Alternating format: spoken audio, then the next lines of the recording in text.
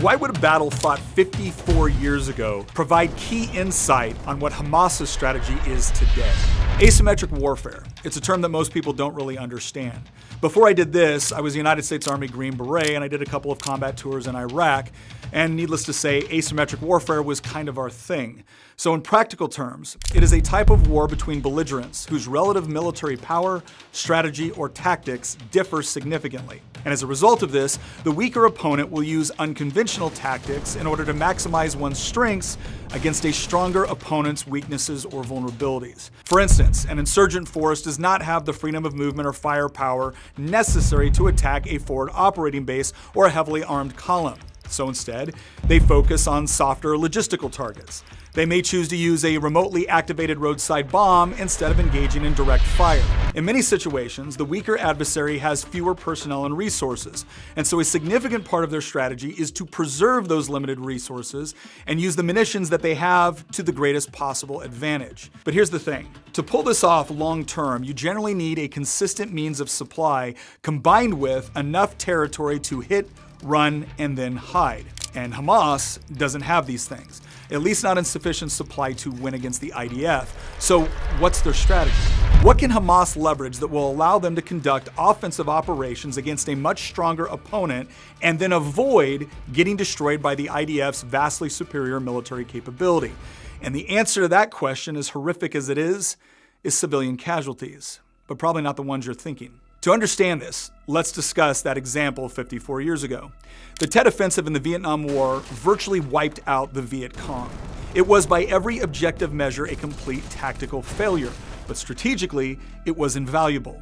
Because while achieving none of its military objectives, the Tet Offensive shattered Americans' perspective on the situation on the ground.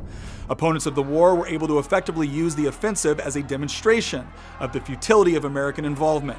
Hollywood, academia, and many in the mainstream media went to work convincing the American people that the war couldn't be won, or perhaps just shouldn't even be fought. And in a representative government, when the electorate decides that a war is lost, it is, regardless of the situation on the ground. Now, understand something. I'm not making an argument for the pros or cons of fighting the Vietnam War. I'm merely illustrating a point about modern asymmetric warfare. The lesson of the Tet Offensive is when fighting the West, you don't defeat their military. You win their electorate. And the way to do that is through the institutions which shape culture in the West, namely Hollywood, the media, and academia. If Hamas had decided to engage in a conventional military attack directed at only legitimate military targets, the IDF would have effectively destroyed their warfighting capability within days, and Hamas knows it. So they engaged in asymmetric strategy. Once we understand this, their actions on October 7th, as horrific as they are, begin to make more sense. Hamas didn't just target civilians because they were easy targets or because they despised Jews, although both of those things are true. The attack and the subsequent taking of hostages was actually designed to elicit a major response from the IDF. But why? Well, maybe it's because to achieve their strategic objectives, Hamas needs civilian casualties. And more specifically, they need Palestinian civilian casualties. And this is why. The two entities in this conflict that lose the most from a greater peace agreement in the Middle East are Iran and the terrorist organizations they support. Upsetting this process requires much more than the random launching of rockets into Israel or strikes against legitimate military targets. The IDF is more than capable of handling such incursions, and the Israeli people have become all too accustomed to weathering such attacks without demanding an overwhelming military response. Something more significant was required, and October 7th created the kind of conditions that demanded a significant and sustained response. They needed something so obscene that Israel would have no choice but to hit back hard. And this is where the second component of Hamas's strategy plays out: how to get Palestinian casualties.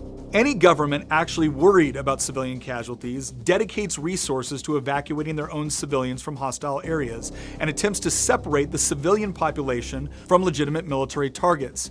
So what conclusion should we come to when a governing body decides to do the exact opposite?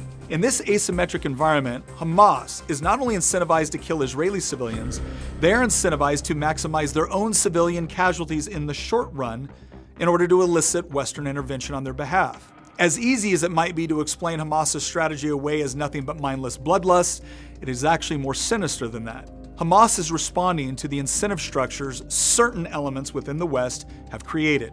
Hamas understands that the real battlefield is not in Gaza, but in the streets, university halls, and newsrooms of the West.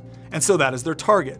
And while a ceasefire seems like a humanitarian response to the tragic death of civilians, leaving Hamas intact as an operational and governing body will ultimately just reinforce that the perverse incentive structure remains the same.